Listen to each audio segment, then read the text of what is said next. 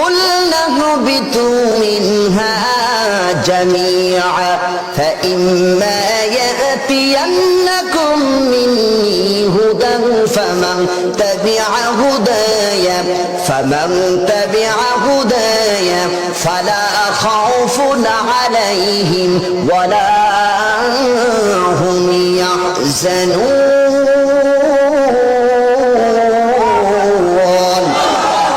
قلنا اهبطوا منها جميعا উভয় তোমরা বেরিয়ে যাও, উভয় তোমরা বেরিয়ে যাও। তার মানে হলো শয়তান বের হলো, আদমের বাড়ি করলেন, হাওয়ারও বাড়ি করলেন। শুধু আদম বের হয় নাই, আদমের সন্তান আমরা আমাদেরকে আল্লাহ বের করে দিয়েছি। আদম বের করা মানে আদমের সন্তান সবাই বের হয়ে গেছে। আদম কান্দে, আল্লাহ আমার বের করলাম আমার ভুলের কারণে, কিন্তু আমার সন্তানের অবস্থা কি হবে? এবার কানটা খাড়া করেন শিক্ষা। আমার বের করা আমার ভুল, কারণ আমার সন্তান তো ভুল করে নাই। আল্লাহ তাআলা কয়, আদম তুমি টেনশন করো না, তোমার সন্তানের আবার এই জান্নাত আসতে পারবে। ফামান তাবিয়া হুদায়া, ফামান তাবিয়া হুদায়া, ফামান তাবিয়া হুদায়া। হুদা মানে হলো পথ, পথ মানে হলো কোরআন, অনেকটা নাম হলো হুদা।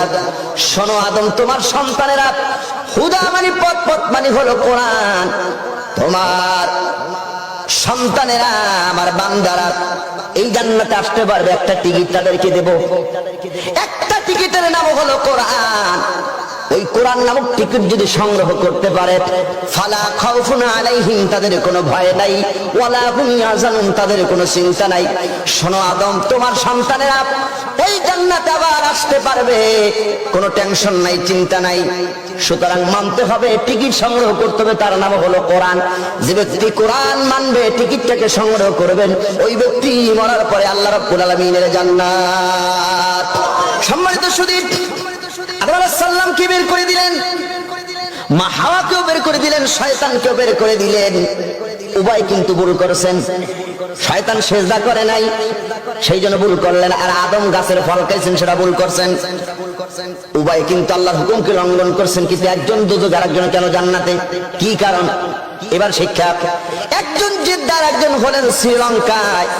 দুইজন দুই জায়গায় আল্লাহ তাআলা ফেলে দিল।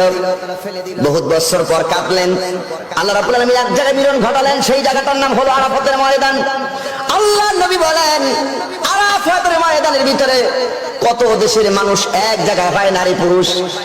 একজন পুরুষ একজন নারীর দিক তাকায় না, একজন নারী আর একজন পুরুষের দিক তাকায় রূপ উপভোগ করে না। তার মানে হলো ওটা মিলনের জায়গা।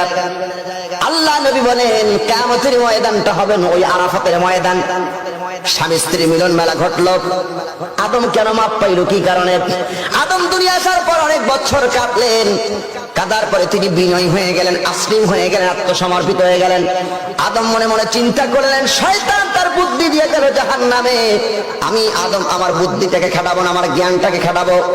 ভুল যেহেতু করে বলছে, আমার রবকে একটু চেনা দরকার, আল্লাহকে চেনার দরকার। আদম বিনয় হয়ে গেলেন।